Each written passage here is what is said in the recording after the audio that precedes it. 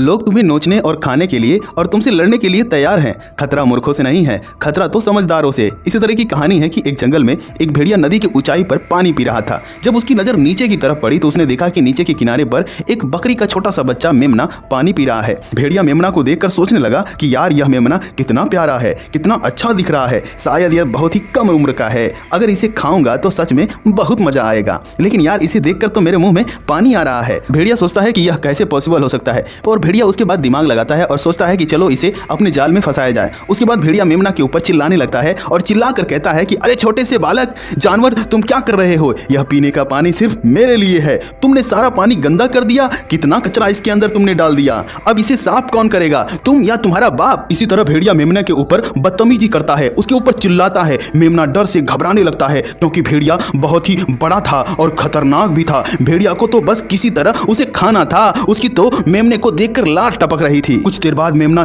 थोड़ा सहमते हुए भेड़िए से कहा कि भेड़िया भाई, यह पानी तो तुम्हारी तरफ से ऊपर से आ रहा है, मैं भला इसे गंदा कैसे कर सकता हूँ? और जो आप पानी पी रहे हैं वह स्थान तो ऊंचाई पर है और नदी का पानी मेरी ओर नीचे की ओर बह रहा है, तो भला ऊपर से बहते हुए पानी को मैं गंदा कैसे कर सकता हूँ? इतनी बात जब भेड़िया सुनता है तो वह समझ जाता है कि मेरा झूठ पकड़ा गया है। अब भेड़िया ने मेमने के ऊपर इल्जाम लगाया कि सुनो, तुमने 1.5 साल पहले मुझे गाली क्यों दी थी? और यह कहकर भेड़िया मेमने के ऊपर गुस्से से चिल्लाने लगता है। तब मेमना मुस्कुराते हुए कहता है, अरे भेड़िया भाई, 1.5 साल पहले मैं गाली कैसे दे सकता हूँ? मैं तो पैदा ही नहीं हुआ था 1.5 साल पहले, तो मैं आपको गाली कैसे दूंगा? यह तो आपकी गलतफहमी है, हो सकता है कोई और होगा। मेमना अंदर ही अंदर घबरा रहा था और उसे डर भी रहा था और उसके मन में इच्छा थी कि कब इससे छुटकारा पाऊं और यहां से मैं भाग जाऊं। एक बार फिर से भेड़िया का झूठ पकड़ा गया तो भेड़िया ने कहा कि तूने गाली नहीं दी होगी, तो हो सकता है तुम्हारे बाप ने गाली दी होगी, तू तो उसी खून का है, आज मैं छोड़ूंगा नहीं। तूने गाली दी हो या नहीं, चाहे तू कितनी भी कोशिश कर ले, मुझसे दूर भाग नहीं सकता।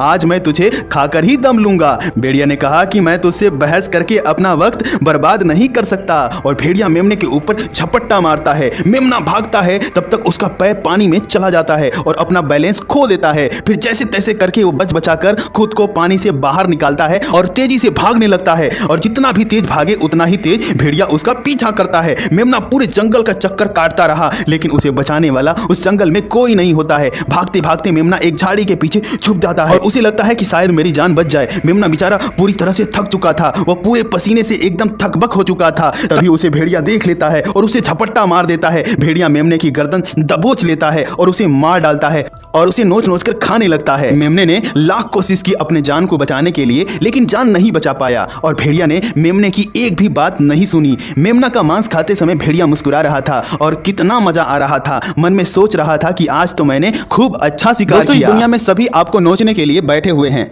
दोस्तों, अगर आपके लाइफ में कभी भी ऐसा लगे कि यहाँ पर खतरा है या आपको नुकसान पहुंचाया जा सकता है, तो आप वहां पर चुपचाप वहां से निकल जाइए। वहां से निकल जाने से ही आपकी समस्या का हल हो सकता है। अगर आप वहां पर बैठे रहते हैं तो लोग आपसे लड़ने के लिए, आपसे भिड़ने के लिए, आपको नोचने के लिए तैयार बैठे हुए हैं। आप चाहे कितने भी बेहतर हो, आप में कमियां निकाल ही दिया जाएगा और निकालने के बाद आपको उसी कमियों को थोप थोप कर आपको परेशान किया जाएगा और आप उससे इरिटेट होकर कुछ गलत फैसला ले लेंगे। और यही सबसे अच्छा तरीका है कि आप वहां से चुपचाप निकल जाएं, तभी आप वहां पर सेफ रहेंगे। उम्मीद करता हूं यह कहानी आपको पसंद आई होगी। अगर यह वीडियो पसंद आए तो वीडियो को लाइक करिएगा, चैनल को सब्सक्राइब करिएगा। मिलते हैं अगली वीडियो में कुछ नया लेकर, तब तक के लिए जय हिंद, जय भारत।